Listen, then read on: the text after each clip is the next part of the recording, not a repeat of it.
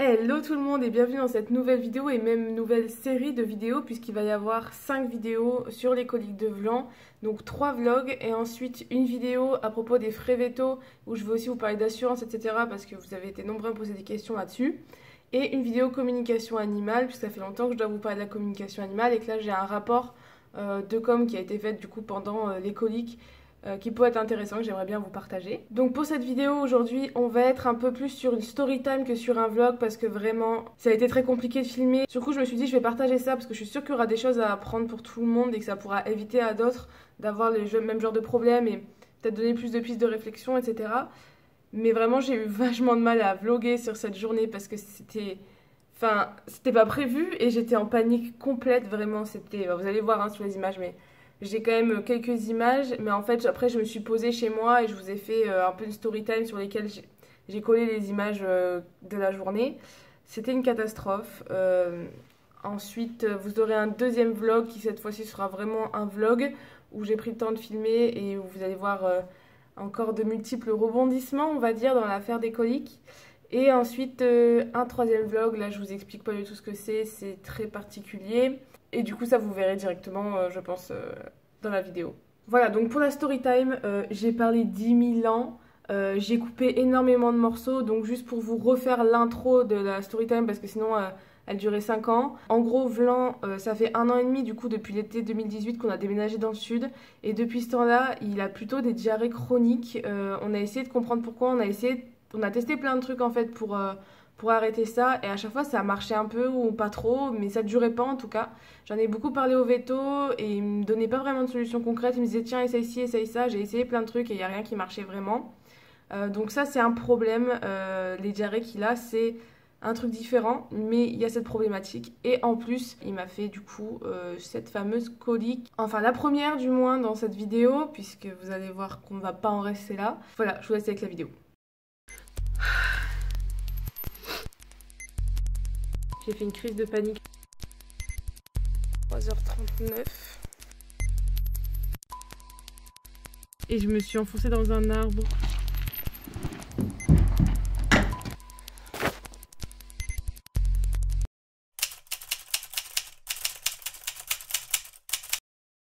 Vlan, il a une petite forme ces derniers temps, mais ça vous savez, j'ai déjà fait des vidéos là-dessus, j'en ai déjà parlé. On fait des demi-séances pour le préserver parce qu'en fin de séance il a du mal. On pensait que c'était parce qu'il était carencé en vitamine E et que j'arrive pas à le faire remonter. Il est sous traitement et je me dis qu'avec le temps, le traitement, ça va faire effet progressivement. Il faut un peu de temps et ça allait venir. Et en fait, il y a 2 et 3 semaines, donc les 2 semaines avant cette semaine, je sais pas trop comment m'expliquer.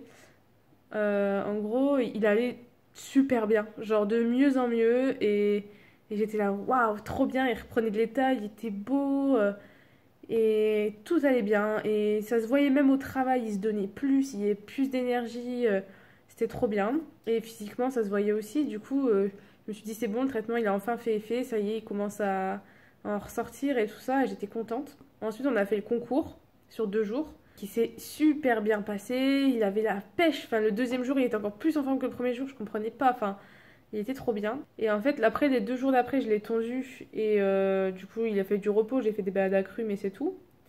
Et après quand j'ai retravaillé, il était très fatigué, très petite forme. Je me suis dit bon c'est peut-être le contre-coup du concours mais on va faire une semaine tranquille, on verra bien. Et toute la semaine c'est resté comme ça. Donc je commençais à m'inquiéter, je me disais on verra...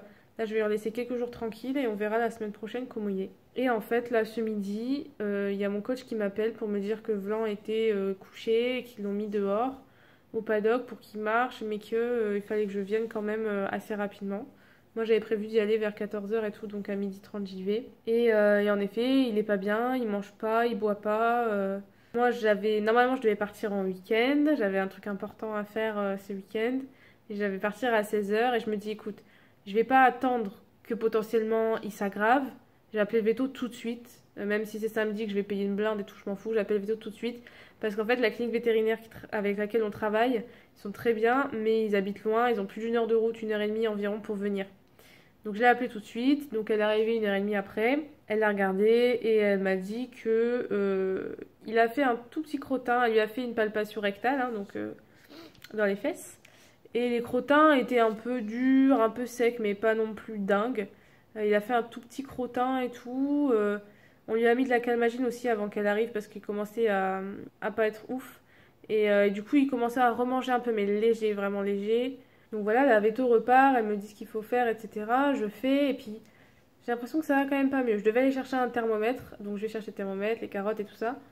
Et quand je suis revenue, en fait, c'était limite pire. Il était recouché. En fait, la calmagine avait fait effet, et puis l'effet avait dû s'estomper, je sais pas. Mais il se recouche dans le box. Cette fois, j'arrive pas trop à le relever. Il faut vraiment que je le pousse pour le relever, alors que, bon, voilà, c'est pas rassurant.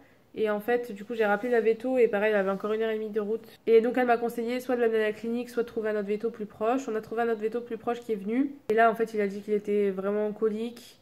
Donc, il lui a passé de la paraffine. C'était horrible. Mais horrible. Au début, il lui a mis un cathéter. Donc, déjà, l'aiguille du cathéter. Ensuite, il lui a passé un petit peu de calmant. Et ensuite, il lui a fait la paraffine. Je sais pas si vous avez déjà vu ça. Je vais essayer de vous trouver des images là pour vous montrer comment c'est. Parce que moi, bien sûr, j'ai pas filmé, j'étais en train de tenir blanc. Et bien sûr, tout s'est passé beaucoup trop vite pour que je filme quoi que ce soit. Enfin, vous imaginez bien que j'ai des priorités dans ce moment-là et c'est carrément pas de faire une vidéo. Je devais le tenir pendant qu'il lui mettait le tuyau dans le nez. Et il se débattait, il y avait des bruits horribles. C'était l'enfer. Ensuite, il a passé la paraffine, il lui a retiré le tuyau, etc. Et ensuite, on lui a mis sous perfusion, il lui a mis 10 litres de perfusion. Il lui a également fait une échographie abdominale pour voir un petit peu où il en était. Et il avait la rate très gonflée. La rate très gonflée, on ne savait pas trop pourquoi. La première vétérinaire, elle avait fait un bilan sanguin, elle avait déjà eu les premiers résultats. Les résultats sont bons. Quasiment tout est bon, sauf les globules rouges. Il est très anémie apparemment. Les globules sont à 25%, alors que la norme c'était à peu près 36, je crois. Je crois qu'il a dit ça. Donc, selon le premier veto, c'est une petite anémie. Selon le deuxième veto, c'est une grosse anémie. Donc, je sais pas, mais en tout cas, il a une anémie qui explique sa fatigabilité, la petite forme de cette semaine, etc. Pourquoi ça arrive comme ça, d'un coup d'un seul, alors qu'au concours, il pétait le feu? Peut-être qu'au concours, justement, c'était le mental qui a pris le dessus, qu'il était tellement content de retourner en concours que le mental a pris le dessus et voilà, enfin, si vous faites du sport, vous savez que parfois vous êtes mort, mais c'est le mental. Et je me demande si ça, il l'a pas fait au mental parce qu'il était content et que du coup, après, ça lui a mis encore plus un contre-coup. J'en sais rien, honnêtement, j'en sais rien. Donc, moi, j'aimerais bien comprendre pourquoi il a ça et régler la source du problème plutôt que de traiter les symptômes. Et là, les deux vétérinaires qui m'ont aidé aujourd'hui, ils sont d'accord avec ça. Ils veulent vraiment qu'on traite, qu'on cherche. Donc on va faire plein d'examens jusqu'à ce qu'on trouve ce qu'il y a et qu'on le traite. Parce que j'en ai marre qu'il ait mal au ventre, qu'il ait la diarrhée. Ça doit être horrible pour lui. Moi, je sais jamais quoi faire. Je... C'est hyper dur à gérer, vraiment. C'est très très très dur à gérer. Quand mon coach m'a appelé tout à l'heure pour me dire qu'il allait pas bien, j'ai mis plus d'une demi-heure à y aller parce que j'ai fait une crise de panique à la maison. J'ai pleuré, mais pleuré. Et je savais plus respirer, j'avais les jambes en coton. J'ai fait vraiment une crise de panique parce que j'ai un petit syndrome post-traumatique dû à des événements que j'ai vécus. Et je suis un peu traumatisée, on va dire, de ce genre d'événement. Bref, là il est 20h30. Je suis restée de 12h30 à 20h là-bas. Sauf quand j'ai fait l'aller-retour pour aller acheter à la pharmacie les compresses, les seringues. Là je suis au bout, je suis fatiguée. J'y retourne à 22h pour voir comment il va. J'y retourne encore à minuit pour voir comment il va. Normalement ça devrait aller. Le veto lui a mis des gros antalgiques. Plus la paraffine, plus la perf, normalement il devrait aller bien. Mais j'y retourne quand même au cas où.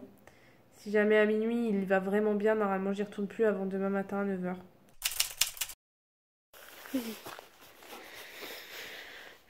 Petit comité d'accueil. Moi je suis super contente parce que là j'arrive et il est debout. Et mon amour. Je sais pas si vous avez entendu mais il a fait et ça veut dire qu'il va bien. Je sais pas si je vous avais dit du coup que le veto lui a laissé le cathéter, parce qu'on va sûrement devoir lui remettre des produits encore. Alors, ce box, qu'est-ce qu'il dit? Eh ben, il est pas trop remué. Putain, ça sent encore les médocs et tout, là. Ça, hop, on peut lui mettre direct des trucs dans le sang sans avoir besoin de le repiquer. Eh ouais! Oui, ça joue un petit peu, là. Tu joues? Oh oui, tu joues, c'est bien. Bon, du coup, il a l'air d'aller bien, il a l'air d'avoir faim. Il me regarde en mode donne-moi à manger. Mais bon, j'ai pas le droit de lui donner à manger ce soir, donc il aura faim. Il est minuit 30, je viens de réarriver à l'écurie. J'étais vraiment dangereuse sur la route, je suis tellement fatiguée que j'avais du mal à conduire. Et quand je suis arrivée dans le chemin, il y a un lapin qui s'est jeté sous mes roues. J'ai pilé, je l'ai pas touché. Je sais pas comment j'ai fait pour l'esquiver. C'est moi! Ouais, c'est moi! Ouais, oui, oui, c'est moi. C'est bien. Faites votre travail. Oui, c'est bien. Je disais, heureusement j'ai réussi à pas le taper en pilant et en tournant le volant. Et je me suis dit, ah bah ça va, il me reste quand même un minimum de réflexe malgré que je suis crevée. Et là je viens de me garer, j'éteins les phares et je sors de la voiture.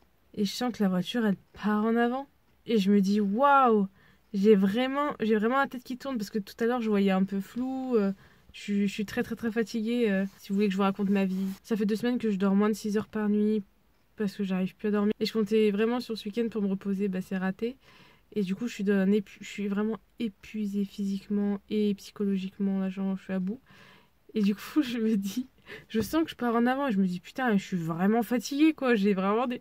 Et là la voiture elle s'arrête et en fait non je partais vraiment en avant, c'était pas dans ma tête. Et je me suis enfoncée dans un arbre. En fait je me suis garée en pente et j'ai oublié de mettre mon frein à main.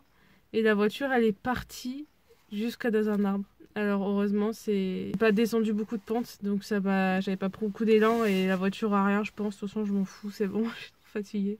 Bref, je vais retourner voir Doudou. Je pense qu'il va bien, mais on va quand même aller voir. Et après, je rentre, je prends ma douche et je dors. Parce que là, j'en peux plus. Quelle terrible journée. Bon, j'essaie d'éclairer un peu avec mon flash, mais pas trop. Il faisait dodo, je l'ai réveillé. J'essaie de pas trop lui mettre la lumière dans les yeux parce qu'il a des tout petits yeux de petit chat qui dormait. Bon, le box n'est pas remué. Il faisait dodo debout. Il est venu me voir et tout quand il s'est réveillé, donc ça va. Ça va mon chat?